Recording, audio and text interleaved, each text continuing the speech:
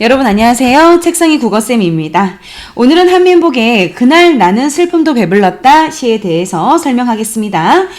설명하기 전에 시험의 포인트를 먼저 잡아볼게요. 이 시는요, 우선 시간의 흐름에 따라 시상이 전개되고 있습니다. 자, 시간의 흐름 전체가 1년이고 여기가 2년인데요. 특히 1년 같은 경우는 시간의 순서대로 시간의 흐름에 따라 진행이 되고 있죠. 자, 이런 것을 서사적이라고 해요. 자, 두 번째는요, 이 시에 역설법이 쓰여 있습니다. 그래서 역설법이 어디에 있고 이 역설법이 주는 효과가 뭔지까지 이따 같이 알아봐요.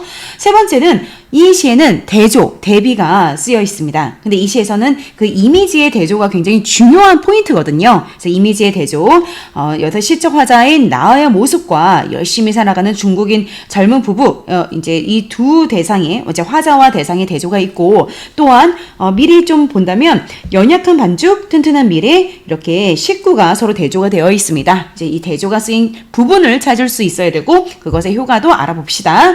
마지막으로 이 시에는 낯설게 하기 기법이 쓰여 있어요. 자, 낯설게 하기 기법은 이제 문학 용어인데 예전에 러시아 형식주의라는 어떤 문학 그 기법에서 나온 말인데요. 우리가 평범하게 생각했던 뭐 상식, 기존의 생각 이것을 좀 새롭게 제시하고 새롭게 표현함으로써 글을 읽는 독자로 하여금 그 시적 의미를 좀 더 풍부하게 전달하는 그런 효과가 있습니다. 그래서 낯설게 하기 기법이 이 시에 또 어디에 쓰였는지 이따 봅시다. 자, 바로 작품으로 들어가 보겠습니다.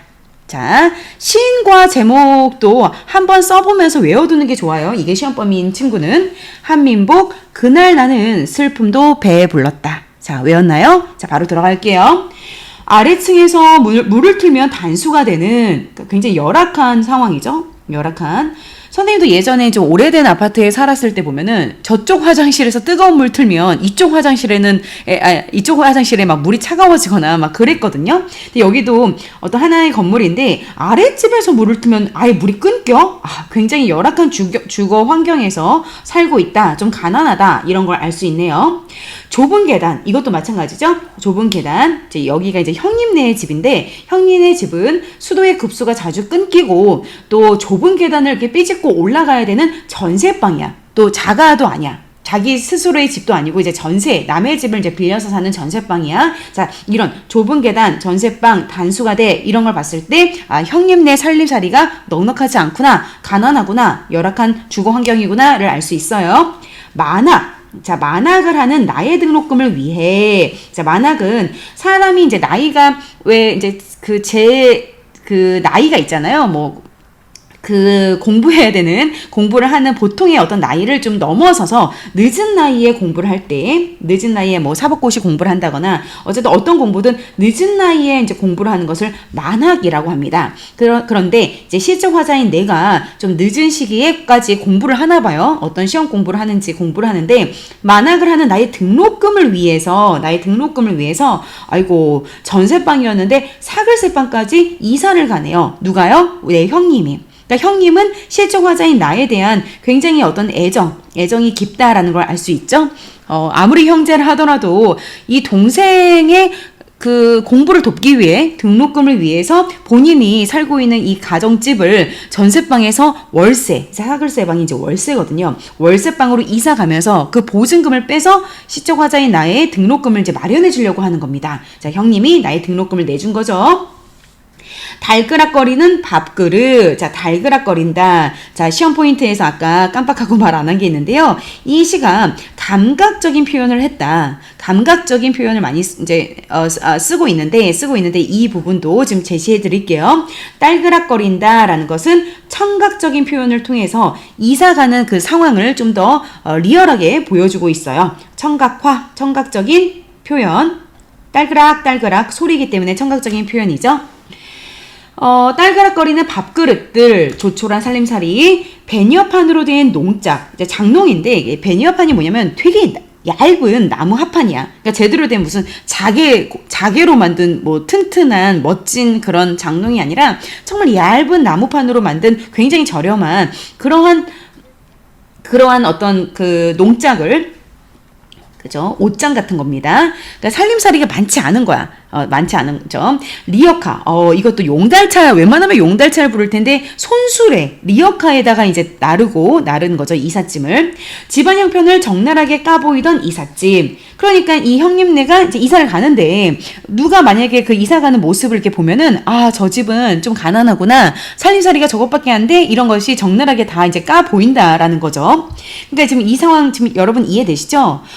형님네도 가난해. 살림살이가 넉넉하지 않아. 그런데도 불구하고 이 시조카자인 이 동생의 그 공부 등록금을 위해서 이제 이 동생에 대한 애정 때문에 이사를 가고 있는데 그 이삿짐 자체가 시조카자가 보기에도 굉장히 조촐하고 좀 가난해 보인다라는 겁니다. 자, 그 모습을 본 시조카자는 어떤 마음이 들까요? 미안하겠죠. 미안하고 죄책감이 좀 들겠죠. 나만 아니었으면 우리 형님네가 이런 이사를 안 해도 될 텐데. 가슴이 한창 덜컹거리고, 자, 달그락거린다도 감각적 표현이지만, 덜컹덜컹. 자, 이게 뭐 소리가 될 수도 있고, 촉각이 될 수도 있는데, 이 부분도 문제집을 보면은 뭐 음성상징어를 썼다라고 표현하기도 해요. 이 부분 또한 감각적인 표현으로, 이사가 가는 모습을 표현하고 있는데, 자, 여기는 좀 돼지꼬리를 빼볼게요. 이것을 중의적인 표현으로 볼 수도 있습니다. 자, 하나의 식구에 의미가 중복된다. 하나의 식구에 서로 다른 두 가지 이상의 의미가 해석이 될 때 우리가 중의적이다라고 하는데, 첫 번째는 가슴이 덜컹거린다라고 해서 이 시조가자 나의 어떤 형님네에 대한 미안함, 죄책감, 을 가슴이 덜컹거린다라고 표현할 수도 있고요. 지금 선생님이 감각적이라고도 표현을 방금 했죠. 두 번째는 정말로 이 손수레, 리어카가 이제 짐이 있으니까 덜커덩 이렇게 덜컹거린다. 리어카가 덜컹거린다라고 이 두 번째 의미가 될 수도 있어. 그래서 가슴이 덜컹거리고 할 때 이 덜컹거린다는 것은 이 두 가지의 의미가 있다까지 설명할게요. 자, 이사가 끝났다. 자, 형은, 형 참 좋은 형 같아. 진짜. 선생님이 이 시가 이제 우리 학생들 시험범위라서 지금 정리를 해주고 있는데, 이 시를 딱 이제 준비하면서 몇 번을 수업 준비하다가 이렇게 멍하게 이 시를 쳐다봤다? 참 예전에는 이런 시를 봐도 별로 감동이 없었는데, 이게 나이가 들어서 그런가, 이 시가 정말 눈물겹도록 참 사랑스럽고 굉장히 선생님도 많은 생각에 잠기게 하는 그런 감동적인 시예요. 한번 계속 읽어볼게요. 이 형은 시장 골목에서 짜장면 사줬대요. 짜장면. 자, 이제 표준 발음이 이제 원래는 예전에 자장면이었는데 지금은 이제 표준 발음이 복수로 인정해줘서 짜장면이라 발음해도 돼요. 자, 형은 시장 골목에서 짜장면이라는 게 이제 예전에 이제 서민들이 크게 뭐 힘든 일을 하거나 또는 졸업식 같은 좋은 일이 있을 때 먹는 음식이었죠. 서민들의 음식. 어때요? 지금 이 시 전체적으로 뭐 리어카, 짜장면, 베니어판 이렇게 서민들에게 익숙한 그런 소재를 구체적인 소재를 표현함으로써 시가 굉장히 구체적으로 우리에게 다가오고 있습니다. 형은 시장 골목에서 짜장면 시켜주고 쉽게 정리될 살림살이를 정리하러 갔다. 쉽게 정리될 살림살이가 많지 않다라는 거 다시 한번 보여주고 있습니다. 자, 나는 어때? 나는 약간 철이 없나? 이제 이사 가기 전날 친구들과 깡소주를 마신 대가로 이제 깡소주를 마셨나봐. 근데 왜 깡소주를 마셔요? 깡소주가 뭐예요? 자, 원래 이렇게 소주나 맥주를 먹으면 이렇게 안주도 같이 먹어야 속이 안 쓰리잖아. 보통 소주만 먹는 사람이 없고 안주를 같이 먹는데 아무래도 가난하다 보니까 친구들이랑 깡소주는 안주 없이 소주만 먹는 거야.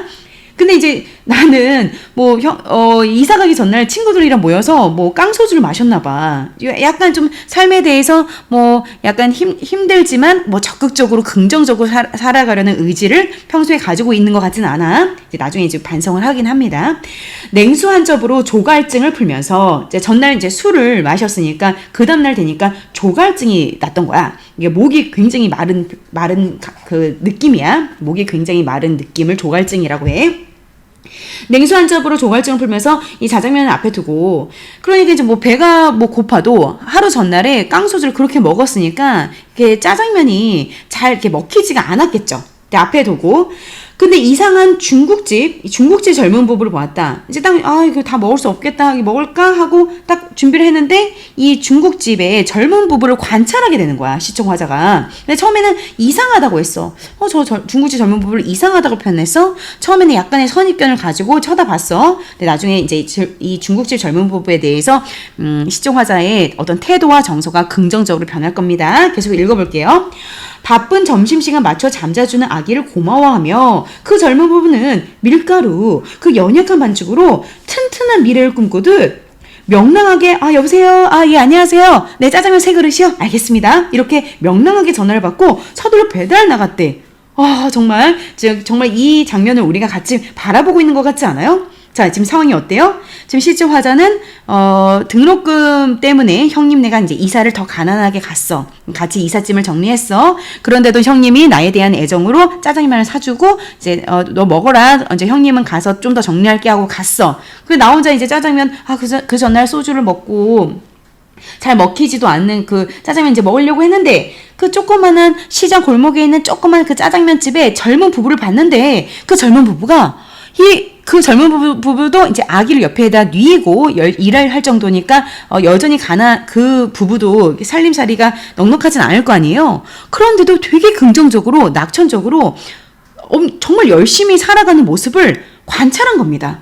그걸 보고 무언가가 깨닫고 벙 찐 거야. 저렇게 열심히 긍정적으로 산다고? 라고 한창 이제 바라보는 거죠. 한번 계속 읽어볼게요. 나는 그 모습 뭐야? 젊은 부부, 중국집 젊은 부부. 그러니까 그 모습이 눈물처럼 아름다워. 자, 눈물처럼 아름다워 뭐죠? 눈물은 슬픈 거죠. 상식적으로. 근데 눈물이 아름답다? 마이너스인데 플러스다? 자, 이거는 모순형용, 즉 역설법이 바로 여기에 있었네요. 자, 그 모습이 눈물이 날 정도로 아름답다는 뜻이지만 표면적으로는 역설법이라 볼 수 있어요. 그리고 뭐뭐처럼이니까 비유법 중에서 직유법이 있네요. 나는 그 모습이 눈물처럼 아름다워. 그러니까 감동을 한 거야. 그러니까 처음에는 이상하다고 생각했거든? 그런데 그 중국집 젊은 부부에 대해서 화자의 긍정적인 인식으로 태도가 변한 거죠. 물배가 부른데도 이제 물을 많이 먹었나 봐. 어제 소주 먹어서 이제 물을 많이 먹어서 이제 물배가 부른데도 짜장면을 남기기가 미안해. 왜 미안하냐면 그 중국집 젊은 부부가 이렇게 열심히 살고 그래서 나한테 짜장면을 손님이 나에게 줬는데 내가 좀 속이 안 좋다고 해서 안 먹고 남기면 좀 미안하잖아. 그래서 그 부부에 대한 어떤 존중? 어떤 긍정적인 어떤 그 태도 때문에 남기고 싶지 않은 거야. 정말 맛있다는 표현을 손님으로서 하고 싶었던 거죠. 짜장면을 남기기 미안해서 마지막 별뼈까지 후루룩 다 먹고 나니 더부룩하게 배가 불렀다. 자, 이 시의 포인트네요. 살아간다는 게 이제 살아간다는 게 참 많은 부분을 암시하는 겁니다. 자, 첫 번째는 우리 시청화자 형이 동생을 위해서 등록금을 내주고 월세방 옮겼죠. 그리고 두 번째, 저 젊은 부부가 아이를 키우면서 자신들의 삶에 최선을 다하고 있죠. 자, 그런 것들이 다 이 살아간다는 것에 이제 농축이 되어 있습니다. 그리고 이제 별행으로 띄고 이제 이 연이 이제 한 행으로 처리가 돼 있네요. 이렇게 별행으로 이제 뜯은 것은 어떤 시적 여운을 주겠죠. 그렇지 않을까요? 이 전체 일련은 마치 소설처럼 하나의 스토리처럼 두두두두두두 빠르게 진행이 되다가 여기서 살아간다는 게 하고 딱 끊었어. 이어지지 않고 그리고 연까지 구분하고 마지막 한 줄 그날 나는 분명 슬픔도 배불렀다 하고 끝나면 이 부분의 독자의 시선이 집중이 되면서 함께 여운에 잠기고 이 장면과 우리 삶에 대해서 생각하게 되는 시적 여운을 주는 효과가 있습니다. 자, 그날이 뭐죠? 그날 그 젊은 부부를 보고 내 시선과 태도가 변한 날이고요. 슬픔도 배불렀다라고 했네요. 자, 슬픔도 배불렀다라는 이제 이 표현도 굉장히 중요한 이제 포인트가 되겠습니다. 자, 이것은 무슨 뜻이냐면 고단한 삶 속에서도 긍정적으로 살아가는 저 중국집 젊은 부부를 보고 슬픔 속에서도 아름다움을 발견했다. 이런 의미입니다. 그래서 그런데 선생님이 아까 말했던 이 낯설게 하기 기법이 바로 여기에 쓰인 거예요. 그러니까 슬픔도 배불렀다? 약간 표면적으로만 딱 봤을 때는 이게 무슨 말이지? 우리가 이런 표현이 없잖아요, 평소에. 슬픔도 배불렀다라는 이 문장을 평소에 쓰지 않는 좀 특이한 문장의 구조죠. 그래서 기존에 쓰지 않는 이런 문장을 씀으로써 낯설게 하기 기법을 썼다라고 하면 내가 아까 뭐라고 말했죠? 이 문학 용어입니다. 낯설게 하기 기법. 을 쓰게 되면 아무래도 시에서 표현하려는 그 의미를 좀 더 남다르게 전달할 수 있다. 풍부하게 전달할 수 있다. 그래서 시인이 이 낯설게 하기 기법을 써서 이 부분을 강조한 겁니다. 슬픔도 배불렀다의 뜻은 슬픔 속에서도 삶의 진정한 의미, 아름다움을 발견했고 또한 어떤 생각을 했을까요? 저 젊은 부부를 보고 그 전날 이제 깡소주 마시면서 친구들과 이제 지냈었죠. 나의 어떤 약간의 어떤 소극적인 이런 삶에 대한 태도를 반성했겠죠. 부부의 모습과 나의 모습을 서로 대비 처리함으로써 그 부부를 보고 긍정적인 시선으로 생각한 다음에 나 스스로의 지난 삶을 좀 반성하고 성찰을 했을 겁니다. 그리고 여기 끝까지 나와 있진 않고 여운만 남기고 끝났지만 이 장면을 본 다음 날부터는 시적 화자도 굉장히 젊은 부부처럼 긍정적으로 끼고 적극적으로 살아갔을 겁니다. 자, 한번 읽어보았고요. 이제 두 번째로 중요한 포인트를 한번 잡아보면서 한번 복습을 해봅시다. 자, 조금 더 깨끗하게 되어 있는 부분을 봅니다. 자, 지금 이게 문제를 풀다 보면 이 시가 기승전결 서사적 구성이다. 시간의 흐름이다. 라고 나오는데 기승전결 한번 끊어드려 볼게요. 1행부터 8행 있죠. 자, 맨 처음부터 가슴이 덜컹거리고 이사가 끝났다. 자, 여기까지가 기승전결 4단 구성 중에 기예요. 요걸 물어볼 수 있으니까 여기까지 챙겨주세요. 나를 위해 사글세방, 월세방으로 이사하는 형님네. 고요. 자, 그 다음에 승, 두 번째 9행부터 14행 어디까지죠? 쭉 그 젊은 부부를 보았다. 형이 나를 데리고 이제 짜장면 집에 가는 그 부분, 이 부분 9부터 14행 승 부분이고요. 시장 골목에서 짜장면 사준 형. 자, 그 다음에 포인트죠. 여기 3부분 기승전. 전 세 번째 부분은 15행부터 22행인데 그 바로 젊은 부부, 중국집을 운영하는 젊은 부부를 관찰하는 그 부분입니다. 15행부터 22행, 즉 1년 끝까지가 전인데요. 고단하고 가난한 삶 속에서도 열심히 살아가는 젊은 부부의 모습을 바라보는 모습이고요. 여기까지가 1년이고 시간의 흐름에 따라 진행되고 있습니다. 자, 그 다음에 2연에 대해서 2연은 딱 한 줄로 끝나네요. 자, 결 부분이죠. 젊은 부부의 삶에 대한 긍정적인 시선 또는 뭐 예찬적 태도도 괜찮아요. 예찬은 그 대상을 굉장히 칭찬하면서 긍정적으로 볼 때 예찬적 태도라고 합니다.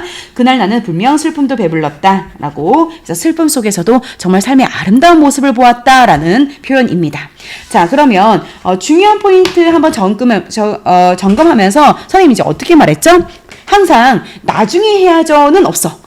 보통 대부분 이 영상을 시험 직전에 너희들이 보고 있을 거야. 그러니까 지금부터는 이해하면서 바로바로 자, 읽고 이해하고 그냥 암기해버리세요. 외울 건 지금 같이 암기하면서 두 번째 복습하자. 이제 금방 이 영상은 마무리가 될 겁니다. 자, 대부분의 시는 자유시 서정시죠. 대부분의 현대시는. 자, 성격이 자신의 체험을 바탕으로 쭉 이야기하고 있습니다. 자, 성찰 반성을 하고 있죠. 부부를 보고 관찰하는 부분 있죠. 그리고 예찬적 젊은 부부에 대해서 시적 대상에 대한 예찬적 태도고요. 자조라는 말은 틀립니다. 여기서 자조. 자기 스스로 얘들아, 저 부부를 보고 반성은 하거든요. 그렇다고 자기 스스로를 내가 왜 이래 나는 진짜 구려 이렇게 자기 스스로 비하하는 웃음은 없습니다. 자조는 좀 오바니까 아니야. 자, 서사 시간의 흐름이고요. 긍정적인 부분, 예찬적인 부분 있습니다. 자, 주제 싹 다 외워보세요. 고단한 삶 속에서도 저렇게 긍정적으로 씩씩하게 살아가는 중국의 부분의 삶을 보고 자신을 반성함이라는 거죠. 표현은 역설법 어디에 있었느냐? 역설법 눈물처럼 아름다워 역설법 있었죠. 자, 그 다음에 비유 모모처럼 눈물처럼 직유법이 있었고 전체적으로 좀 비유가 몇 군데 더 보입니다. 자, 대조가 되게 중요한데요. 대조가 어디냐면 대조는 일단 크게 두 가지 파트에 있습니다. 그러니까 나는 어땠죠? 나의 모습은 전날 친구들과 깡소주 마셨죠. 근데 젊은 부부는 어때요? 그 연약한 밀가루 반죽 열심히 반죽해가지고 명량하게 전화받고 열심히 살아가죠. 자, 나의 모습과 나의 과거 모습과 젊은 부부의 모습이 자, 이렇게 두 개가 대조가 되어 있고요. 두 번째는 어디에도 대조가 있냐면 연약한 반죽, 튼튼한 미래 이 두 가지의 식구가 서로 이렇게 대조가 되어 있습니다. 라는 건 대조의 기법. 이미지의 대조를 통해서 뭔가 선명한 어떤 주제 정서와 그 내용을 전달하고 있어요. 자, 특징 싹 다 한번 볼까요? 자, 화자의 체험 바탕으로 시상 전개, 1년 시간의 흐름, 서사적. 이것도 나온다. 동일한 의문의 반복. 가군이 뭐야? 가군이라는 건 어떤 시에서 문장의 끝부분을 맞춰서 운을 형성하는 걸 가군이라고 하는데요. 가군이 이제 어디에 있냐면 문장이 계속 끝이 뭐뭐했다, 뭐뭐했다, 뭐뭐했다, 다다다 이렇게 보통 끝나요. 그래서 뭐뭐한다, 뭐뭐한다, 뭐뭐한다. 그래서 시의 끝부분, 그 종결어미 부분을 반복함으로써 리듬감을 형성하고 전체적으로 안정감을 주는 그런 효과가 있습니다. 다른 사람 보고 자신의 삶을 반성한다라는 말이 대놓고 나와 있진 않지만 자기 스스로의 삶을 반성하고 태도의 변화가 있을 거라는 느낌을 주고 있죠. 낯설게 하기 기법. 자, 이것을 학교에서 만약에 언급을 했다면 시험에 나올 확률이 높기 때문에 꼭 보세요. 슬픔도 배불렀다. 좀 특이한 표현이죠. 자, 이런 건 시적 의미 풍부하게 전달하는 효과가 있다. 이미지의 대비를 통해서 아까 말했던 이미지의 대비 통해서 긍정적인 인식을 좀 더 강조했고요. 그러니까 항상 대비 같은 거는 무언가를 강조할 때 사용하는 표현 기법이야. 역설법도 마찬가지죠. 평범하게 말할 수 있는 것을 역설법을 사용했다. 모순 형용을 사용하면 뭔가 그 부분을 강조한 효과가 있습니다. 자, 그리고 또 아까 얘기했던 거고요. 현재 시점에서 과거 회상을 하는 부분이다라고 해도 현재 시점에서 과거 회상하는 그런 시상 전개 쓰고 있다고 해도 맞다고 하세요. 자, 감각적인 표현이라고 해서 이 부분에 어떤 굉장히 이제 시어 자체를 또 구체적인 단어들을 쓰고 있어요. 추상적이고 관념적인 시어를 쓰고 있다? 틀려요. 뭐 전세방, 리어카, 베니어판, 달그락거리는 밥그릇, 구체적인 시어를 써서 되게 리얼함을 살리고 있고요. 아까 달그락거린다, 딸그락 어떤 소리죠. 덜컹덜컹. 자, 달그락거린다, 덜컹거린다 라고 해서 구체적, 특히 감각적인 표현을 써서 이사가는 그 장면을 좀 더 구체적으로 표현하고 있다까지 보았습니다. 그래서 기승전결까지 보여드렸어요. 그러면 이제 거의 다 이제 이 시에 대해서 설명을 해야 되는 부분은 다 한 것 같아요. 좀 필기를 하고 싶은 친구는요, 화면을, 선생님이 이렇게, 이게 한눈에 다 안 들어오는군요. 자, 선생님이 이렇게 한번 보여드릴 테니까 화면을 좀 정지한 상태에서 필기가 필요한 친구들은 필기를 하세요. 자, 이렇게 한번 보여주고 화면 정지하고 필기하시고, 자, 요렇게 할게요. 아까 화면에서 잘 안 보였을 수도 있겠네요. 화면에서 안 보였을 수도 있으니까 선생님이 요렇게 보여드릴게요. 미안해요. 자, 그 다음에 자, 다 이야기했습니다. 다 이야기했고 선생님이 아까 한번 정리를 해본 거 스케치북으로 정리한 걸까지만 한번 구경을 해볼까요? 구경해볼까요? 그래서 감각적인 표현, 딸그락거리는 거, 가슴 덜컹거리는 거, 딸그락거리는 거, 청각적 심상 통해서 이사간 상황을 보여줬다. 자, 리어카가 덜컹거리는 걸 리어카 자체가 덜컹거리는 걸 수도 있고, 그 형님에 대한 나의 미안함과 고마움에 가슴이 덜컹거린다 표현했을 수도 있어요. 자, 대비의 대조, 나는 나와 젊은 부부의 모습을 대조한 부분도 있고, 연약한 반죽, 튼튼한 미래 이 두 개가 이미지의 대조, 이미지의 대비를 통해 희망을 취하는 중국집 젊은 부부의 삶을 긍정적 시선을 바라보고 있는 걸 강조하는 거죠. 자, 역설법이 지금 선생님이 아까 한 군데만 말한 것 같은데요. 나는 그 모습이 눈물처럼 아름다워. 자, 눈물처럼 슬퍼서가 정상인데 아름다워. 겉으로 봤을 때 모순이기 때문에 역설법. 하지만 그 역설법 내가 중요하게 강조한 것이 겉으로는 모순이지만 그 속으로 한 번만 들어가면 오히려 깊은 진리, 강조하고 싶은 주제가 들어있는 경우가 많다라고 했죠. 자, 이것도 눈물처럼 아름다워가 겉으로는 모순이지만 그만큼 그 젊은 부부의 삶의 모습을 관찰하고 감동을 했다라는 거죠. 그날 나는 분명 슬픔도 배불렀다. 자, 슬픔도 배불렀다도 넓은 의미로 봤을 때 역설법으로 볼 수 있습니다. 자, 이것은 근데 학교 선생님의 설명을 좀 들으셔야 돼요. 두 군데 모두 다 역설법으로 보시는지, 또 일부 선생님은 뭐 이 두 개 중에 한 군데만 역설법을 제시해 줄 수도 있으니까 학교 수업 같이 참고해 주세요. 자, 슬픔도 배불렀다. 자, 이것도 슬픔은 마이너스죠. 배부르는 건 뭔가 플러스이기 때문에 이것도 모순된 표현 역설법으로 볼 수도 있습니다. 있습니다. 자, 슬픔도 배불렀다는 것은 그 속뜻이 뭐야? 역설법 겉으로 모순이지만 이 속뜻, 속의 진리가 뭐야? 그 슬픔, 가난하고 고단한 삶이라는 그 슬픔 속에서도 아름다운 삶의 모습을 발견했다라는 의미가 들어가 있습니다. 그래서 이 역설법이라는 것은 보통 주제를 담고 있는 경우가 많다고 했죠? 자, 여기에서 화자의 깨달음, 반성하고 성찰하는 하고 주제를 강조하는 이런 효과까지 있다까지 보았습니다. 자, 그러면 나의 슬픔도 배불렀다. 한민복의 시를 여기까지 설명을 하고요. 선생님은 다음 영상으로 또 찾아뵐게요. 자, 여러분 너무 고생하셨어요. 안녕.